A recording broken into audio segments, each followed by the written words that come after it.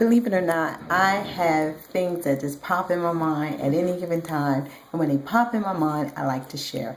So the thing that has popped in my mind now or today was talking about those gossipers that are in the church, those busybodies that are in the church. Talking to those of you who walk in that ministry, the busybody ministry or the gossiping ministry. That's not a good look on you. It's really not. You wonder why people don't want to be connected to you. People don't want to come to your house. They don't want to eat dinner with you. They don't want you to pray for them. They don't want to share with you because you talk entirely too much. You just gossip too much. People don't want to be around people who do that. It's so sad that in the house of God, there are people who want to stand up and give their testimony about things that they're experiencing, things that they're going through. But because of the fact that they know that somebody's going to get their story backwards, somebody's going to misinterpret them, or somebody's going to twist up what they're saying and through a testimony, that's so sad. That is so, it's sad. And believe it or not, every single church has a busybody. Every single church has a gossiper. Every single church has a person that goes from this one to that one to this one to that one. I don't care whether it's somebody on your job, whether it's somebody in your ministry, it's somebody in your family. Trust me, I guarantee you, as I'm talking to you right now, a name, 2, 3, 4 names have popped in your head. Why?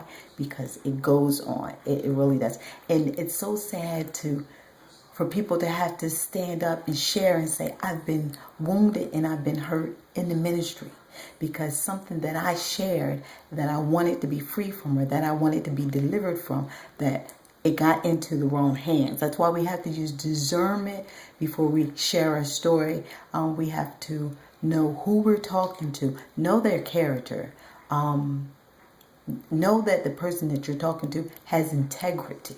And know that you can trust that person, because nowadays it's so sad, from the pulpit to the usher on the door. It's sad because it's in the ministry and it's running through the ministry like crazy. Now, one thing I do want to say is that not every ministry is not every ministry is about that. There are some good people who are in the church that aren't trying to hurt you, that aren't trying to hinder you, and they are anointed to be able to help you through your go-through. So as far as putting walls up, try to put your walls down a little bit. Ask God who for you to talk to, who to speak into your spirit, because like I said, it's people out there, whether you believe it or not, who just, they talk too much. It's song comes to my mind, you talk too much and you never shut up. But the thing about it, to the gossipers, the thing about it is, when you take and you spread gossip, or you're a busybody in the church, you do not tell the story the right way. I don't know why you add more to the story than what was told to you. So now you're a gossiper, a busybody, and a liar. You're labeled now as a liar because you've added to a person's story things that weren't even there.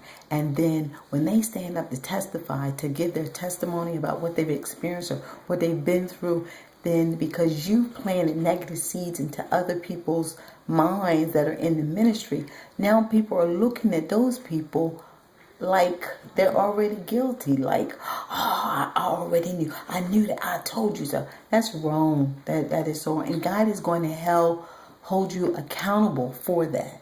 So we need to ask God, the prayer words, we need to ask God that those people who are planting negative seeds in the ministry and bearing false witnesses against their neighbor, that God will uproot those people and that God will deliver them and save them people. Now, as I said again, not everybody crosses every T and not everybody dots every I. That's not what I'm saying, and that's not what I expect. But I do expect for you to at least try your best, gossipers, Try, because some of y'all are anointed to do what you do. The devil uses y'all, and you just yield every one of your members.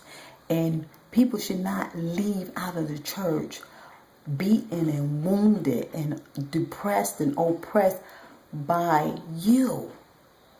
By you and your lying self. Yes, I said it, in your lying self.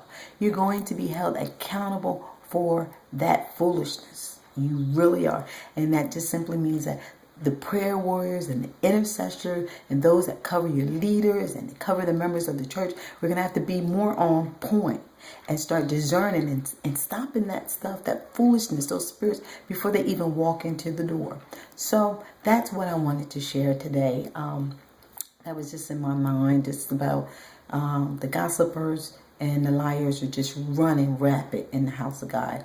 And it's outrageous. It's really outrageous. And it's a shame, because if you have a gossiper or a liar that's connected to you and you're comfortable with them and you can talk with them and you can chat with them, then you might want to check yourself and ask yourself, why are you so comfortable with being in the presence with a person like that? A person that's not trying to change, a person that's not trying to be delivered. What do you two have in common? What do you two have in common? And like I said, most of the people in the